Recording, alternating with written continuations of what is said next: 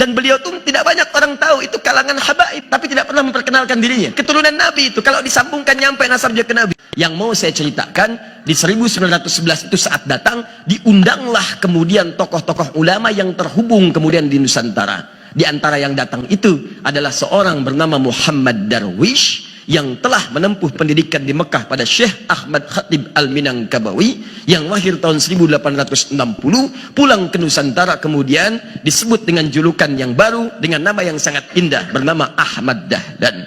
Kiai Haji Ahmad Dahlan datang ke pertemuan itu, diskusi, dan beliau tuh tidak banyak orang tahu, itu kalangan habaib. Kiai Haji Ahmad Dahlan itu habib, tapi tidak pernah memperkenalkan dirinya. Ya habib, keturunan Nabi itu, kalau disambungkan nyampe nasabnya ke Nabi. Antum mau cek, kita cek Kiai Haji Ahmad Dahlan bin Kiai Haji Abu Bakar bin Kiai Ilyas bin Kiai Sulaiman bin Demang Jurang Juru Kapindo bin Demang Jurang Juru Sapisan bin Kiai Gerbak bin Maulana Ishaq. Siapa Maulana Ishaq itu?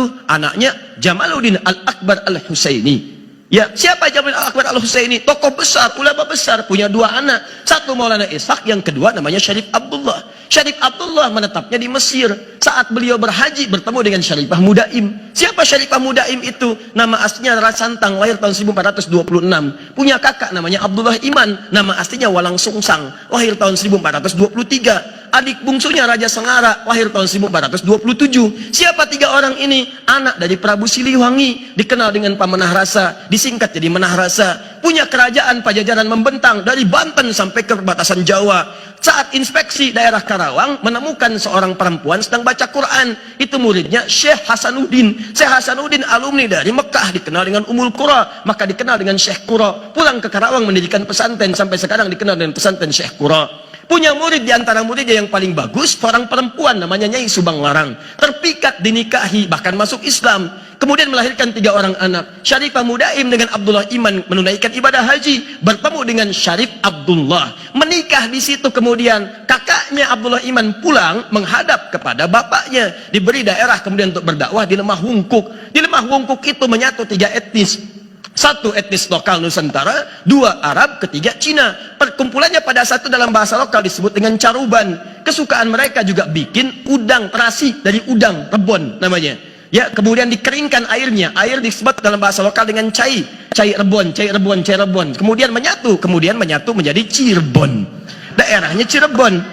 Carubannya bertahan di wilayah Lasem. Jadi kalau dari Cirebon itu mau ke Lasem, Anda teruskan jalur Pantura sampai nanti masuk ke arah Semarang. Semarang lurus, mau ke arah lurus, depannya ada flyover, kirinya tandanya Masjid Syekh Ahmad Jumadil Kubra. Warnanya hijau, kubahnya warna emas. Depannya ada 3 gerai ATM, CMB Niaga, Mandiri, kemudian BNI.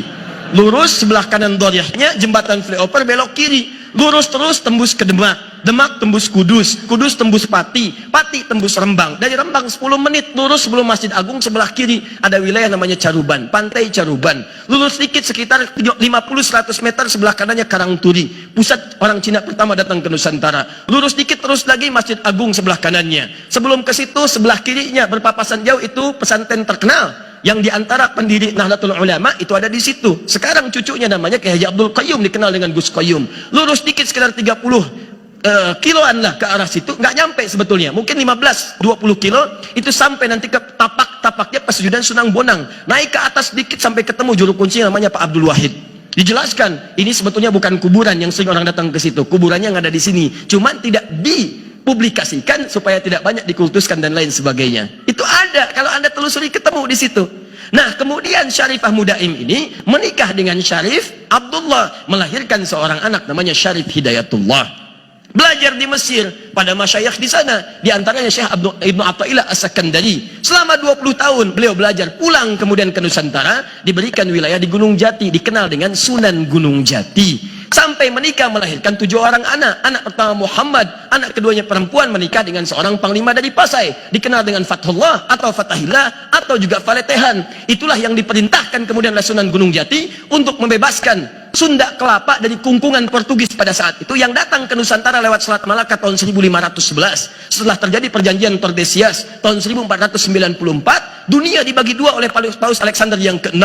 Ya, barat diserahkan pada Spanyol, timur diserahkan pada Portugis. Datang ke Nusantara lewat Selat Malaka tahun 1511, menguasai menguasai bagian Sunda Kelapa, diutus oleh Sunan Gunung Jati, bebaskan Sunda Kelapa. Maka bermohon kepada Allah, mereka sholat, mereka wudhu, mereka berjihad. Jihad itu membela keutamaan negara pada saat itu, membela keutamaan bangsa masyarakat dengan atas niat karena Allah Subhanahu wa taala. Maka berangkat, ditaklukkanlah Portugis pada saat itu. Saat ditaklukkan, mereka bersyukur kepada Allah. Mereka tahu ini bukan cuma ikhtiar, karena kalau senjata lawan senjata nggak mungkin, sana lebih canggih, lebih hebat. Ini senjata sederhana. Wa ma ramaita idz ramaita walakinnallaha rama. Allah yang bantu. Maka mereka kemudian teringat dengan ayat Al-Quran, ini fathun, pembukaan dari Allah, bukan sekedar berjuang. Maka disebutkanlah kemudian nama kota itu dengan nama pertama di surah ke-48 ayat yang pertama, inna fatahna laka fatham mubina. Maka diganti nama Sunda Kelapa menjadi Fatham Mubina. Dalam bahasa lokal disebut dengan Jayakarta, disingkat dengan Jakarta. Peristiwa itu terjadi pada tanggal 10 Ramadan, hari Jumat tahun 933 Hijrah, bertepatan teman-teman dengan 22 Juni tahun 1527. Sampai sekarang ulang tahun Jakarta miladnya 22 Juni. Sampai sekarang. Apa hubungan dengan Kiai Ahmad Dahlan? Itu saudara Syarif Abdullah itu saudaranya Maulana Ishaq.